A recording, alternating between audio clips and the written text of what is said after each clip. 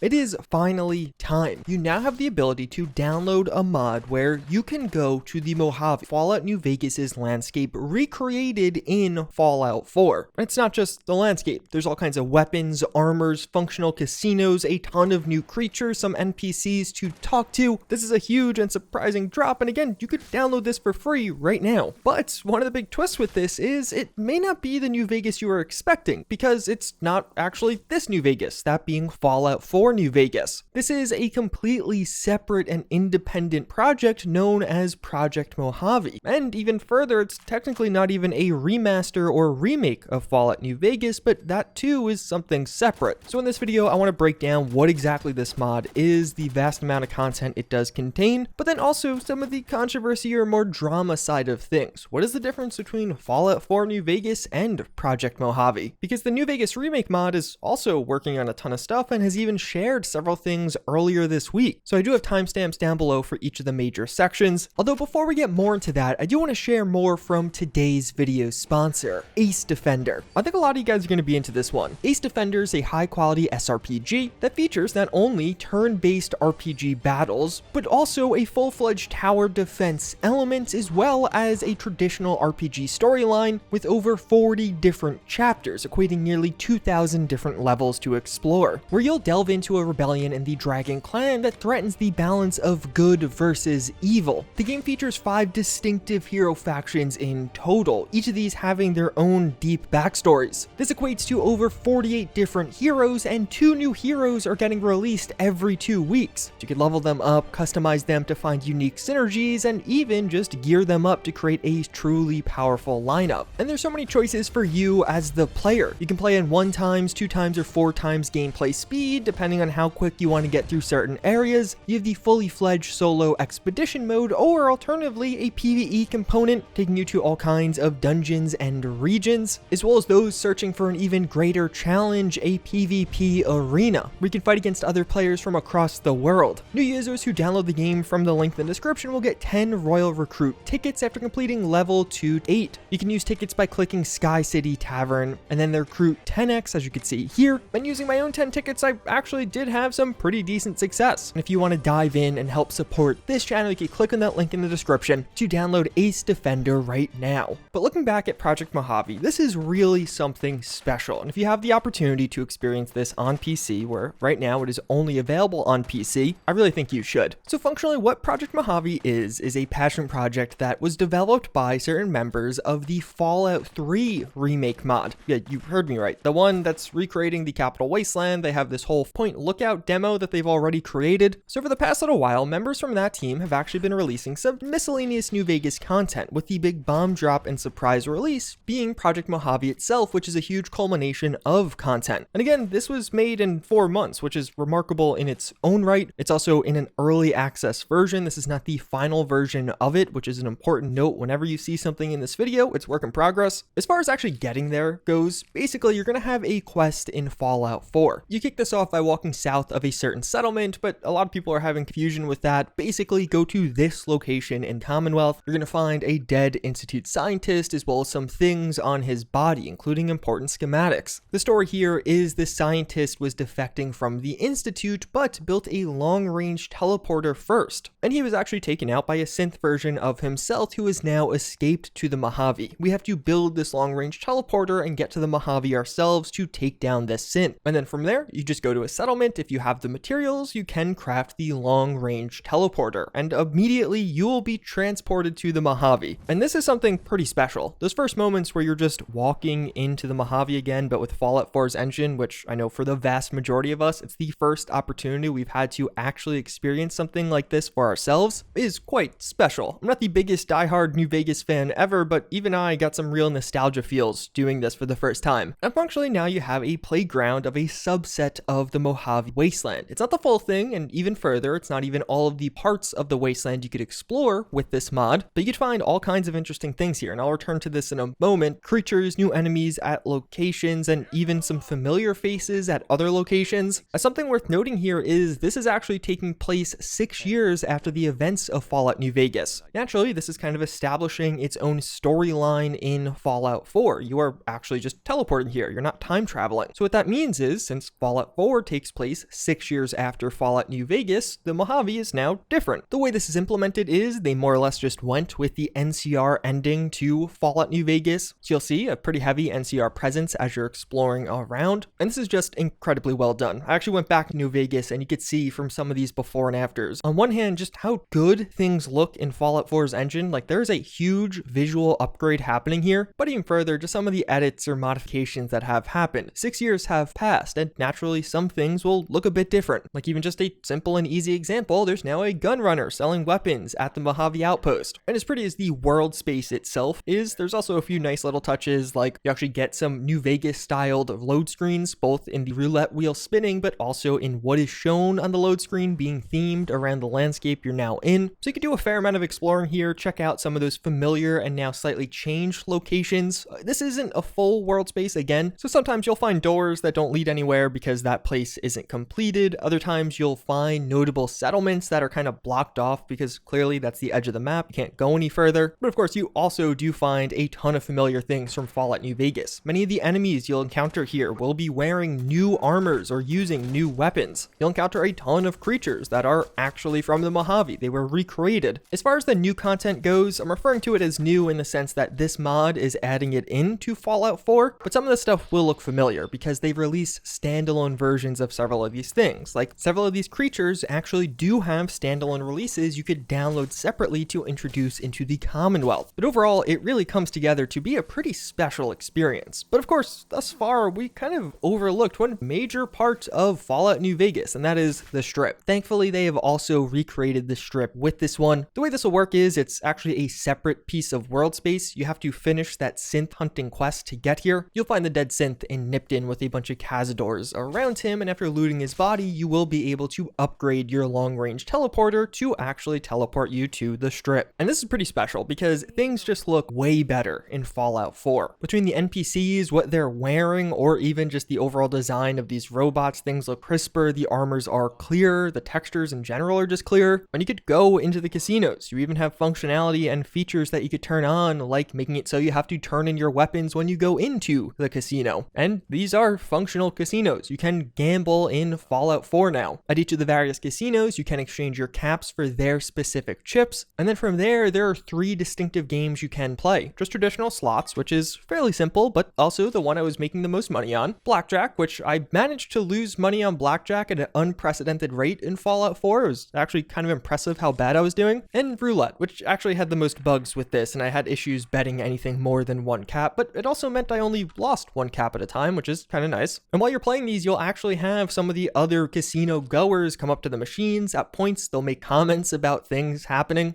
Step up to the tables, let's see what you got.